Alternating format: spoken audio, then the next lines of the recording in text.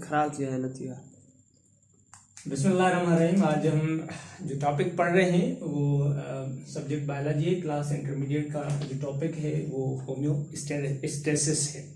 अब होम्योस्टेसिस देखें अगर हम तो जो भी ऑर्गेनिजम्स हैं, लिविंग ऑर्गेनिजम्स, उसके अंदर एक सिस्टम होता है जो एक्सटर्नल कंडीशंस और इंटरनल जो कंडीशंस होती हैं उनके अंदर उनको मेंटेन करना होता है। जैसे फॉर सपोज अगर हम एक्सटर्नल कंडीशन की बात करेंगे तो एक्सटर्नल कंडीशन में किसमें एक्सटर्नल कंडीशन में जो चीजें आ जाती हैं, जो सिस्टम्स में आ जाती हैं, तो वो क्या होता है उसमें एक्सटर्नल कंडीशन में टेम्परेचर होता है, एक्सटर्नल कंडीशन में एसिडिटी होती है, एक्सटर्नल कंडीशन में साल्ट होता है, एक्सटर्नल कंडीशन में क्या होता है वाटर होता है। लेकिन जब हम इंटरनल कंडीशंस की बात करते हैं तो इंटरनल कंडीशन में क्या आ जाता है, जैसे हम इंटरनल कंडीशन की बात करते हैं तो internal condition of the living organisms, internal condition की बात जब करते हैं तो इंटरनल कंडीशन में क्या होता है कि जैसे ऑस्मो रेगुलेशन होता है, ऑस्मो रेगुलेशन जो होता है उसको हम एक्सटर्नल कंडीशन में लेते हैं। उसके बाद जो वाटर पोटेंशियल होता है सेल्स के अंदर या टिश्यू जो फ्लूइड होता है वो क्या होते हैं, जैसे क्या होगा टिश्यू फ्लूइड, क्या होगा फ्लूइड होगा जो उसको हम किस में लेते हैं, उसको हम इंटरनल कंडीशन में लेते हैं। For suppose blood glucose level है वो भी हम किस में लेते हैं, ब्लड ग्लूकोज लेवल। तो ये वो कंडीशंस हैं जो इंटरनल कंडीशंस कहलाती हैं। लेकिन यहाँ ऑर्गेनिजम्स की हम बात करेंगे तो सारे ऑर्गेनिजम्स के पास एक स्टेबिलिटी होती है, एक मैकेनिज्म होता है, क्योंकि ये जो एक्सटर्नल कंडीशंस होते हैं, ये एक्सटर्नल कंडीशंस लिविंग ऑर्गेनिजम्स के इंटरनल कंडीशंस के ऊपर असरअंदाज हो जाती हैं। तो इसलिए लिविंग ऑर्गेनिजम्स के अंदर एक ऐसा सिस्टम होता है, एक ऐसा कॉन्सेप्ट मैकेनिज्म होता है जिसकी मदद से वो एक्सटर्नल कंडीशंस को क्या कर पाते हैं, मेंटेन कर पाते हैं। क्योंकि लिविंग ऑर्गेनिजम्स के अंदर अगर हम देखेंगे तो उनके अंदर कॉन्स्टेंटली जो है वो चेंजेस आती रहती हैं। तो जब वो कंटिन्यूसली उसके अंदर चेंजेस आती रहेंगी तो उसके लिए एक क्या होगा, सिस्टम होगा, एक मैकेनिज्म होगा जिसको मेंटेन करना होगा। जैसे मैंने आपको बताया कि एक्सटर्नल कंडीशंस का जो इंटरनल कंडीशंस होते हैं उनके ऊपर इफेक्ट होता है। तो living organisms from the internal conditions वो क्या करते हैं, मैकेनिज्म ऐसा डेवलप करते हैं जिसकी मदद से वो एक्सटर्नल कंडीशन को क्या करते हैं, मेंटेन करते हैं। तो जब हम एक्सटर्नल और इंटरनल कंडीशंस की बात करते हैं तो जब लिविंग ऑर्गेनिजम्स इंटरनल कंडीशंस की वजह, एक्सटर्नल कंडीशंस की वजह से इंटरनल कंडीशंस जो होती हैं वो चेंज हो जाती हैं। तो उस कंडीशंस को मेंटेन करने के लिए लिविंग ऑर्गेनिजम्स के अंदर जो सिस्टम होता है उस सिस्टम को हम क्या कहते हैं, जो हम टॉपिक लाए हैं वो है होम्योस्टेसिस। अब होम्योस्टेसिस की जब बात करेंगे तो होम्योस्टेसिस क्या, होम्योस्टेसिस। अब होम्योस्टेसिस जी की जो बात करेंगे तो इसका मतलब क्या होगा, इसकी जो मीनिंग होगी वो होगी stay remain same. Stay remain same का मतलब क्या होगा कि जब इंटरनल कंडीशंस हैं वो एक्सटर्नल कंडीशंस को क्या कर रही हैं, मेंटेन कर रही हैं। जैसे फॉर सपोज अगर हम देखेंगे लिविंग ऑर्गेनिजम्स के अंदर तो टेम्परेचर वेरी होगा, एसिडिटी, साल्ट, वाटर पोटेंशियल होगा, ऑस्मो रेगुलेशन होगी, उसके बाद एक्सक्रिएशन होगी, थर्मो रेगुलेशन होगी। ये ऐसी कंडीशंस हैं जो एक्सटर्नल एनवायरनमेंट को मेंटेन करती हैं। जब एक्सटर्नल एनवायरनमेंट मेंटेन हो जाता है तो उस प्रोसेस को, उस मैकेनिज्म को हम क्या कहते हैं, उस मैकेनिज्म को हम कहते हैं होम्योस्टेसिस। अब होम्योस्टेसिस अगर यहां हम बात की टेम्परेचर की, फॉर सपोज जैसे मैंने बोला कि लिविंग ऑर्गेनिजम्स के अंदर कॉन्स्टेंटली चेंजेस आती रहती हैं, तो जब उनके अंदर कंटिन्यूस चेंजिंग होती रहेंगी, फॉर सपोज अगर हम टेम्परेचर की बात करेंगे तो टेम्परेचर पे फॉर सपोज आप एग्जांपल लेते हैं कि इसका एंजाइम्स का, अगर एग्जांपल ले लें हम किसका, एंजाइम्स का, तो एंजाइम्स एक क्या होता है, उनके लिए ऑप्टिमम टेम्परेचर होता है जिसपे वो एंजाइम्स क्या करती हैं, अपना एक्शन जो है परफॉर्म करती हैं, एक्टिविटीज सर अंजाम देती हैं। लेकिन जब इनका टेम्परेचर वेरी हो जाएगा किसका, एंजाइम्स का, तो दो कंडीशन, या तो ये एंजाइम्स इनएक्टिव हो जाती है, ये काम करने की इनकी सलाहियत जो होती है वो खत्म हो जाती है, या तो ये एंजाइम्स जो है वो क्या हो जाती है, डीनेचर हो जाती है। तो ये because of the external condition की वजह से लिविंग ऑर्गेनिजम्स के इंटरनल सिस्टम में क्या आ जाती है, तब्दीलियां आ जाती हैं। तो इंटरनल सिस्टम जो है वो कोशिश करता है कि एक्सटर्नल कंडीशंस को क्या करना है, मेंटेन करना है। तो उसके लिए जो प्रोसेस है उसको हम क्या कहते हैं, होम्योस्टेसिस। तो इसका मतलब क्या होगा, होम्योस्टेसिस का मतलब ये होगा स्टे रिमेन द सेम। तो लिविंग ऑर्गेनिजम्स एक्सटर्नल और इंटरनल कंडीशंस को मेंटेन करना है, उनको बैलेंस रखना है। तो उसके लिए जो प्रोसेस है, जो मैकेनिज्म है, उसको हम क्या कहते हैं, that is known as the mechanism homeostasis. अब होम्योस्टेसिस की अगर हम डेफिनेशन देखेंगे तो होम्योस्टेसिस क्या है, इसको हम कहते हैं सेट ऑफ रेगुलेटरी मैकेनिज्म। तो रेगुलेटरी एक मैकेनिज्म है जिसमें क्या होती है, इन्वॉल्वमेंट होती है, ऑर्गेनिजम्स जो हैं वो कंडीशंस को क्या कर पाते हैं, मेंटेन कर लेते हैं। तो हम क्या कहते हैं, सेट ऑफ रेगुलेटरी। होम्योस्टेसिस की जो डेफिनेशन बनती है तो इसको क्या कहेंगे, set of regulatory mechanism to maintain, किसको मेंटेन करना है, जो कंडीशंस है ऑर्गेनिजम्स की, इंटरनल कंडीशंस है, उनको सुटेबल लिमिट्स में लाना है। तो क्या, जो टू मेंटेन लिविंग ऑर्गेनिजम्स की, टू मेंटेन लिविंग ऑर्गेनिजम्स की जो लिविंग ऑर्गेनिजम्स इंटरनल कंडीशंस, कौन सी कंडीशंस, इंटरनल कंडीशंस, जो एक्सटर्नल कंडीशंस की वजह से क्या हुई है, चेंज हुई है।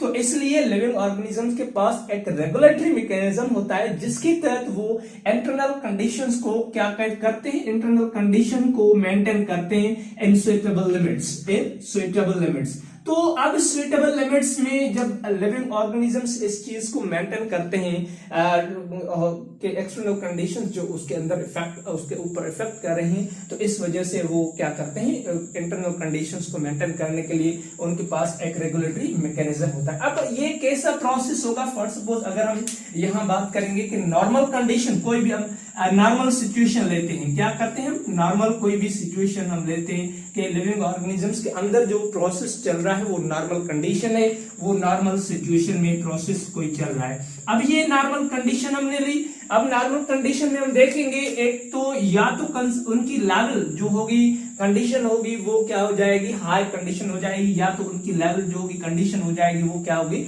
लो हो जाएगी। अब इसमें क्या होगा, जब हम बात करते हैं कि लिविंग ऑर्गेनिजम्स वो अपनी कंडीशंस को क्या करते हैं, मेंटेन करते हैं, तो वहां एक सिस्टम होता है जिसको हम क्या कहते हैं, जिसको हम इसमें ऑर्गन्स भी पार्टिसिपेट होते हैं, जिसमें हम बात करते हैं कि इसकी एक तो होता है स्टिमुलस होगा, उसके बाद इसमें रिसेप्टर्स होगा। तो ये चीजें क्या होंगी, इस रेगुलेटरी मैकेनिज्म होम्योस्टेसिस में इनका बहुत इंपॉर्टेंट कैरेक्टर होता है। तो यहाँ अगर हम स्टिमुलस की बात करेंगे तो एनवायरनमेंट के अंदर जो चेंजेस आ रहे हैं उसको हम क्या कहते हैं, उसको हम स्टिमुलस कहते हैं। अब रिसेप्टर कि वो ऑर्गन, स्पेशल ऑर्गन्स होते हैं जो एनवायरनमेंट के अंदर चेंजेस होती हैं उनको क्या करता है, उनको कंट्रोल करते हैं, उनको डिटेक्ट करते हैं, तो उसको क्या कहते हैं, उनको रिसेप्टर्स कहते हैं। तो यहां हमने कहा कि ये नॉर्मल कंडीशन है। अब नॉर्मल कंडीशन से जो कंडीशन है वो लो है, अब लो कंडीशन में चली गई, या वो कंडीशन क्या हो गई, हाई हो गई, नॉर्मल से लो हो गई या हाई होगी। अब यहां अगर लो हो जाएगी तो भी उसके लिए एक करेक्ट मैकेनिज्म होगा, अगर कंडीशन लो हो जाएगी तो उसके लिए भी एक क्या होगा, करेक्ट मैकेनिज्म होगा। तो यहां जो एक प्रोसेस प्रोसीड होगा उसको क्या कहते हैं हम, एक करेक्ट मैकेनिज्म होगा जिसकी तहत वो कंडीशंस जो है कौन सी, वो जो हाई, नॉर्मल से हाई होगी कंडीशन कोई भी, तो वो फिर नॉर्मल में लाने के लिए एक करेक्ट मैकेनिज्म होता है। फिर यहाँ अगर नॉर्मल कंडीशन है वो लो हो गई तो फिर वो भी कंडीशन जो है उसके लिए भी जो लो कंडीशन है उसके लिए भी जो प्रोसेस होगा वो कौन सा होगा, एक करेक्ट मैकेनिज्म होगा, जिस मैकेनिज्म के तहत फिर से क्या करना होगा, उस लो कंडीशन को नॉर्मल कंडीशन में लाना होगा। तो यहां अगर हम बात करेंगे फिर आगे, तो ये जो करेक्ट मैकेनिज्म होगा, करेक्ट मैकेनिज्म इसको लाएगा, किस में ले आएगा, उसको जो है वो नॉर्मल कंडीशंस में लाएगा। नॉर्मल कंडीशन में यहाँ दो चीजें होती हैं, क्योंकि यहाँ जब हम किसी भी सिस्टम को मेंटेन करते हैं, क्या करते हैं, किसी भी सिस्टम को मेंटेन करते हैं, क्योंकि यहाँ जब हम होम्योस्टेसिस की बात करते हैं तो उसका जो मैकेनिज्म है, रेगुलेटरी मैकेनिज्म है, तो इसको कंट्रोल करने के लिए एक सिस्टम होता है जिसको हम क्या कहते हैं, फीडबैक सिस्टम कहते हैं। क्या कहते हैं, फीडबैक सिस्टम। तो हम क्या कहते हैं, फीडबैक सिस्टम क्या है, चेक एंड रेगुलेटरी जो पॉइंट्स होती हैं, चेक एंड बैलेंस सिस्टम जो होता है उसको हम क्या कहते हैं, तो maintain homeostasis in the living organisms, उसको क्या कहते हैं, फीडबैक सिस्टम कहते हैं। तो यहां मैं लिख रहा हूं क्या, क्योंकि ये प्रोसेस पूरा, क्योंकि ये जो नॉर्मल कंडीशन है हाई हो गई, अब लो हो गई, फिर ये करेक्ट मैकेनिज्म होगा, तो उसमें क्या होगा, उसमें होगा फीडबैक सिस्टम। क्या होगा, फीडबैक सिस्टम। अब फीडबैक सिस्टम की तरह, अब ये फीडबैक सिस्टम क्या है, क्योंकि ये चेक एंड बैलेंस जो रेगुलेटरी सिस्टम है, ये क्या है, check and balance regulatory system है। किसके लिए, होम्योस्टेसिस के लिए, कि कंडीशन जो है वो हाई है, वो कंडीशन लो है, तो उसको मेंटेन करने के लिए जो सिस्टम होगा हमारे, हाँ, तो लिविंग ऑर्गेनिजम्स के अंदर जो सिस्टम होगा उसको रेगुलेट करने के लिए, उसको बैलेंस करने के लिए, उसको चेक करने के लिए, वो सिस्टम कौन सा होगा, फीडबैक सिस्टम कहलाता है। तो यहां जब हम नॉर्मल कंडीशंस की बात की, लो हो गई, अब उसके लिए करेक्ट मैकेनिज्म हुआ। करेक्ट मैकेनिज्म में यहां दो प्रोसेस, अब यहां जो हम बात करते हैं, जब फीडबैक सिस्टम की जब बात करते हैं तो फीडबैक सिस्टम के दो टाइप्स होते हैं, एक होता है नेगेटिव फीडबैक सिस्टम होता है, और दूसरा जो होता है वो पॉजिटिव फीडबैक सिस्टम होता है। क्या होता है, पॉजिटिव फीडबैक सिस्टम। तो यहां या तो जब करेक्ट मैकेनिज्म आएगा, लेवल हाई हो गई है, लेवल लो हो गई है, तो उसके लिए या तो पॉजिटिव फीडबैक सिस्टम होगा या तो नेगेटिव क्या होगा, फीडबैक सिस्टम होगा। तो यहां इसमें जो प्रोसेस प्रोसीड होंगे, इसमें दो प्रोसेस, कोई भी प्रोसेस प्रोसीड हो सकता है, या तो उसमें जो नेगेटिव फीडबैक सिस्टम है या तो पॉजिटिव फीडबैक सिस्टम आ जाएगा। वैसे इसमें भी अगर हम देखेंगे तो या तो उसमें नेगेटिव फीडबैक सिस्टम आ जाएगा या तो पॉजिटिव फीडबैक सिस्टम आएगा। तो वो क्या करेगा, वो उस कंडीशन को फिर से नॉर्मल सिचुएशन में लाएगा। क्या करेगा, वो उसको नॉर्मल सिचुएशन में। तो ये प्रोसेस फिर से जो कंडीशंस हो जाएंगे होंगी वो क्या हो जाएंगी, that will turn into normal conditions, वो नॉर्मल कंडीशंस में आ जाएंगी। तो ऐसे एक पूरा फीडबैक सिस्टम चलता है जिसमें स्टिमुलस का किरदार क्या होता है कि एनवायरनमेंट के अंदर कौन सी चेंजेस आ रही हैं, और फिर रिसेप्टर्स क्या करेंगे, उन चेंजेस को डिटेक्ट करेंगे। तो कौन सी कंडीशन, अब ये नॉर्मल कंडीशन थी, अब हाई हो गई, नॉर्मल कंडीशन थी, अब लो हो गई। अब वो कौन सी कंडीशन है, चेंजेस कौन सी आई, तो उसको स्टिमुलस कहेंगे। उस चेंज को जब डिटेक्ट किया किसी ऑर्गन ने, तो उसको क्या कहते हैं, वो स्पेशल ऑर्गन्स जो होते हैं रिसेप्टर्स कहते हैं। तो इसके लिए हाई के लिए भी एक करेक्ट मैकेनिज्म होगा, लो के लिए भी एक करेक्ट मैकेनिज्म होगा। वो जाएगा किसमें, या तो नेगेटिव फीडबैक सिस्टम में जाएगा या तो पॉजिटिव फीडबैक सिस्टम में जाएगा। वैसे ही अगर लो कंडीशन हो गई सिस्टम की, तो उसके लिए भी करेक्ट मैकेनिज्म होगा, वो भी या तो नेगेटिव जो है फीडबैक सिस्टम में जाएगा या तो पॉजिटिव फीडबैक सिस्टम में जाएगा। फिर उनको लाएंगे कहां, नॉर्मल कंडीशन, जैसे पहले कंडीशन थी उस कंडीशन में। लेकिन यहां अगर हम बात करेंगे नेगेटिव और पॉजिटिव जो फीडबैक सिस्टम है, इसका मतलब क्या होगा, इसका मतलब होगा, नेगेटिव का मतलब होगा अपोजिट। अपोजिट का, अगर ये हाई हो गई, नॉर्मल कंडीशन से हाई हो गई, तो फिर उनको हाई से नॉर्मल कंडीशन में, मतलब उनसे अपोजिट काम किया कि उसकी कंडीशन को लो करके नॉर्मल में लाएगी। अगर दूसरी यहां अगर नेगेटिव देखेंगे तो लो में क्या कंडीशन जो नॉर्मल थी उनसे उनकी जो वैल्यू है वो कम हो गई, तो अब उसको क्या करेगी, उसको बढ़ाएगी। तो ये इसके अपोजिट में काम करती है। जब अपोजिट में फीडबैक सिस्टम चलता है तो उसको हम क्या कहते हैं, उसको हम नेगेटिव फीडबैक सिस्टम कहते हैं। पॉजिटिव फीडबैक सिस्टम क्या होता है, पॉजिटिव फीडबैक सिस्टम ये होता है एक चीज बढ़ती है तो उसके साथ वो सिस्टम के अंदर भी उसकी क्या इंक्रीमेंट होती है। फॉर सपोज अगर हम बात करेंगे यहाँ फीडबैक पॉजिटिव फीडबैक सिस्टम की, कि ये जो वार्म ब्लडेड एनिमल्स होते हैं उनका टेम्परेचर जब रेस होता है, इन स्पेशल इन अगर हम देखेंगे हीट स्ट्रोक की सूरत में देखेंगे तो उनमें टेम्परेचर बढ़ता है। टेम्परेचर बढ़ता है तो वैसे उनका टेम्परेचर पहले ही बढ़ रहा है, वो डिक्रीज टेम्परेचर नहीं होगा, टेम्परेचर इंक्रीज होगा। तो इसका क्या मतलब होगा कि लिविंग ऑर्गेनिजम्स का पहले ही टेम्परेचर इंक्रीज हो गया, अब दोबारा उनका टेम्परेचर को हीट स्ट्रोक की वजह से इंक्रीज हो रहा है उनका टेम्परेचर। तो ये जो प्रोसेस हो जाता है इनको हम क्या कहते हैं, पॉजिटिव फीडबैक सिस्टम। कि पॉजिटिव फीडबैक अपोजिट में नहीं चलता। जैसे नेगेटिव फीडबैक सिस्टम क्या होता है, एक चीज बढ़ जाती है तो उनको कम करेंगे, अगर वो लो हो जाएगी तो उनको उनकी वैल्यू को बढ़ाएंगे। तो ये पॉजिटिव वो नेगेटिव फीडबैक सिस्टम हुआ। अगर पॉजिटिव की बात की तो पॉजिटिव में एक चीज बढ़ गई तो वो कम नहीं होगी, टेम्परेचर इंक्रीज हुआ तो वो वार्म जो ब्लडेड एनिमल्स हैं उनका टेम्परेचर इंक्रीज होगा हीट स्ट्रोक में। अब टेम्परेचर बढ़ गया तो वो टेम्परेचर को रिड्यूस नहीं करेगा, इंक्रीज करेगा, तो वो क्या होगा, वो पॉजिटिव फीडबैक सिस्टम कहलाता है। तो ये क्या होता है, ये सिस्टम होता है जिसमें होम्योस्टेसिस को क्या करते हैं हम, होम्योस्टेसिस की मदद से इस प्रोसेस के, इस मैकेनिज्म के तहत हम लिविंग ऑर्गेनिजम्स के अंदर जो इंटरनल कंडीशंस होती हैं उनको क्या करते हैं, उनको मेंटेन करते हैं कि एक्सटर्नल कंडीशंस की वजह से इंटरनल कंडीशंस के ऊपर इफेक्ट पड़ता है। तो लिविंग ऑर्गेनिजम्स क्या करते हैं, उन कंडीशंस को नॉर्मल कंडीशंस में लाने के लिए वो प्रोसेस प्रोसीड करते हैं। या तो उनका कंडीशन या तो नॉर्मल से हाई हो जाती है या तो नॉर्मल से लो हो जाती है, तो उनको मेंटेन करने के लिए एक सिस्टम होता है जिस सिस्टम को हम क्या कहते हैं, होम्योस्टेसिस। लेकिन इन होम्योस्टेसिस सिस्टम को चेक करने के लिए, बैलेंस करने के लिए, रेगुलेट करने के लिए दूसरा सिस्टम होता है जिसको हम क्या कहते हैं, फीडबैक सिस्टम। फीडबैक सिस्टम में दो टाइप्स होते हैं, नेगेटिव होता है और पॉजिटिव होता है। वो अपोजिट होता है और वो उनके साथ जैसे कोई एक चीज बढ़ेगी तो उनका वैल्यू, उनका टेम्परेचर, उनकी जो लेवल होगी वो भी इंक्रीज होगी। तो ये क्या होता है, ये होम्योस्टेसिस में एक फीडबैक नेगेटिव और पॉजिटिव सिस्टम का एक इंपॉर्टेंस होती है। अब यहां हम लेंगे एग्जांपल कि होम्योस्टेसिस में अगर कोई कंडीशंस डेवलप हो रही है, अगर कंडीशन हाई हो रही है, अगर कंडीशन लो हो रही है, तो उसको हम कैसे इस फीडबैक सिस्टम की मदद से रेगुलेट करते हैं। फॉर सपोज हम उनका एग्जांपल लेते हैं होम्योस्टेसिस में। तो अगर हम एग्जांपल यहां लेंगे, कौन सा हम एग्जांपल लेंगे कि ब्लड ग्लूकोज लेवल का, किसका हम ले रहे हैं, ब्लड ग्लूकोज लेवल का होम्योस्टेसिस के अंदर एग्जांपल ले रहे हैं, ब्लड ग्लूकोज लेवल।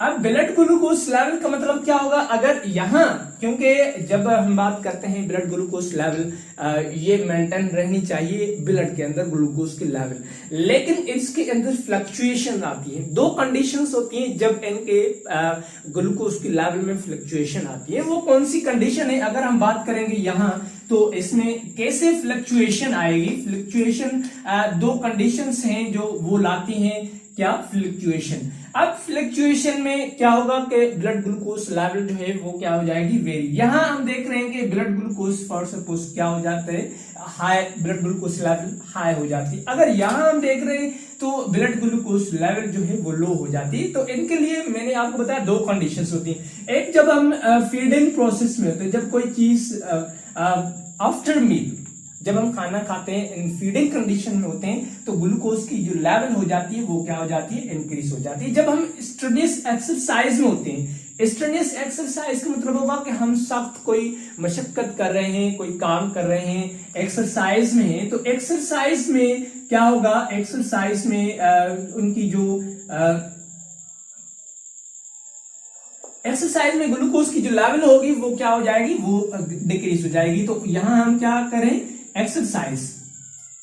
एक्सरसाइज में ग्लूकोज की लेवल लो हो रही है और फीडिंग प्रोसेस में ग्लूकोज की जो लेवल हो वो क्या हो रही है, इंक्रीज हो रही है। तो अब यहां हम हैं कि इनको मेंटेन करना है। अब जब ग्लूकोज लेवल इंक्रीज हो जाएगी तो क्या होगा हमारे सिस्टम के अंदर, क्योंकि हमने कहा कि हमारे यहाँ जो फीडबैक सिस्टम है, उस फीडबैक सिस्टम की तहत जो इंटरनल एनवायरनमेंट में, इंटरनल कंडीशन में जो चेंजेस आ रहे हैं उनको क्या करना होगा, चेक करना होगा, फिर बैलेंस करना होगा। तो वो फीडबैक सिस्टम आएगा। यहाँ कैसे इनको मेंटेन करना होगा, अब यहां हमारे, क्योंकि मैंने आपको बताया कि स्टिमुलस और रिसेप्टर्स भी हैं जो क्या चेंजेस को, जो चेंजेस हो रही हैं एनवायरनमेंट के अंदर, कंडीशंस जो चेंज हो रही हैं उनको, जो चेंजिंग कंडीशंस होते हैं उसको स्टिमुलस कहते हैं, फिर डिटेक्ट करते हैं जो ऑर्गन्स उसको कहते हैं रिसेप्टर्स कहते हैं। तो यहाँ जो चेंजेस हो रही है, ग्लूकोज की लेवल बढ़ रही है, ग्लूकोज की लेवल डिक्रीज हो रही है, तो इसमें क्या होगा कि जब पैनक्रियाज की बात करते हैं, पैनक्रियाज क्या करते हैं, पैनक्रियाज जो है जब ग्लूकोज की लेवल बढ़ जाती है तो पैनक्रियाज क्या करते हैं, पैनक्रियाज सीक्रेट करते हैं, किसको, इंसुलिन को सीक्रेट करते हैं। किसको, इंसुलिन को सीक्रेट करते हैं। फिर इंसुलिन क्या करती है, एक तो ये ग्लूकोज की लेवल की यूटिलाइजेशन बढ़ जाती है और दूसरा कि ग्लूकोज एक्सेस कंडीशन में, किसमें, एक्सेस कंडीशन में ग्लूकोज, तो एक्सेस कंडीशन के लिए ग्लूकोज को वो कन्वर्ट करेगा कि ये कन्वर्ट हो जाए किसमें, ग्लाइकोजन में, जो स्टोरेज फॉर्म है किसका, ग्लूकोज का। तो ये क्या होगा, एक फीडबैक, नेगेटिव फीडबैक सिस्टम, क्योंकि यहाँ एक कंसंट्रेशन जो इंक्रीज हो रही है, यहाँ पैनक्रियाज इंसुलिन को सीक्रेट कर रहे हैं कि उसकी कंसंट्रेशन को, ग्लूकोज की जो लेवल बढ़ रही है वो कंडीशन एक्सेस में जा रही है ग्लूकोज, तो उनको मेंटेन करना है, तो उसको अपोजिट में वो काम कर रहा है, उनके लेवल को डिक्रीज करेगा तो ग्लूकोज को या तो उनकी यूटिलाइजेशन इंक्रीज कर देगा, अगर यूटिलाइजेशन इंक्रीज नहीं होगी तो इसको ग्लूकोज की जो कन्वर्जन है वो ग्लाइकोजन में कर देगा, तो ये ग्लाइकोजन जो है वो लिवर में in the form of stored condition वो रह जाती है। तो एक ये कंडीशन जब वो ग्लूकोज लेवल क्या हो जाती है, बढ़ जाती है, तो पैनक्रियाज सीक्रेट करते हैं किसको, इंसुलिन को, तो उनकी लेवल क्या आ जाती है, फिर से उनकी लेवल नॉर्मल कंडीशन में आ जाती है जब इंसुलिन पैनक्रियाज की जो मदद से सीक्रेट होते हैं। अब यहाँ जब हम एक्सरसाइज में होते हैं, विगोरस एक्सरसाइज में, तो ग्लूकोज की लेवल होती है वो क्या हो जाती है, डिक्रीज हो जाती है। जब डिक्रीज हो जाती है तो फिर से वही पैनक्रियाज जो इंसुलिन को सीक्रेट कर रहा था, अब किसको सीक्रेट करेगा, अब सीक्रेट करेगा ग्लूकागॉन को। ये दूसरा हार्मोन है, क्योंकि पैनक्रियाज इन हार्मोन को सीक्रेट करता है ग्लूकोज की जो ब्लड लेवल है उनको मेंटेन करने के लिए। तो पैनक्रियाज क्या करेंगे, पैनक्रियाज ग्लूकागॉन को जो है वो सीक्रेट करेंगे। ग्लूकागॉन क्या करेगी कि क्योंकि इसमें ग्लूकोज की लेवल कम हो गई, तो या तो ये ग्लूकागॉन जो है वो सिंथेसाइज करेगा ग्लूकोज को, या तो फिर इसका जो अपोजिट प्रोसेस है ग्लाइकोजन से किसको, ग्लाइकोजन को तोड़ेगा, किसमें, क्योंकि ग्लाइकोजन जो है वो ग्लूकोज का स्टोर्ड फॉर्म है, तो ग्लूकागॉन जो है वो ग्लाइकोजन को ग्लूकोज में क्या करेगा, कन्वर्ट करेगा। तो ऐसे ये एक कंडीशन क्या हो जाती है, कंडीशन मेंटेन हो जाती है इनसाइड द इंटरनल सिस्टम के। ग्लूकोज की लेवल बढ़ रही है, उसमें हार्मोन्स कैसे एक्ट कर रहे हैं, वो उनकी कंसंट्रेशन को, उनके लेवल को कैसे मेंटेन कर रहे हैं। तो ये क्या हुआ, ये हुआ होम्योस्टेसिस। जो फीडबैक, यहां जो फीडबैक सिस्टम होगा वो कौन सा होगा, नेगेटिव फीडबैक सिस्टम होगा, क्योंकि यहां इनकी जो प्रोसेस हो एक दूसरे के अपोजिट जा रहे हैं। यहां जो फीडिंग में ग्लूकोज की लेवल बढ़ रही है तो इंसुलिन उनके अपोजिट में काम कर रहा है, उनके लेवल को डिक्रीज कर रहा है। अगर यहां एक्सरसाइज में हम देख रहे हैं तो एक्सरसाइज में ग्लूकोज की लेवल कम हो रही है, तो ग्लूकागॉन क्या कर रहा है, उनकी लेवल को इंक्रीज कर रहा है। तो ये एक क्या हुआ, नेगेटिव फीडबैक सिस्टम हुआ, जिसकी तहत इंटरनल सिस्टम, लिविंग ऑर्गेनिजम्स का जो इंटरनल सिस्टम होता है वो क्या हो जाता है, वो बैलेंस हो जाता है। तो टुडेज टॉपिक जो था वो हमारा होम्योस्टेसिस था।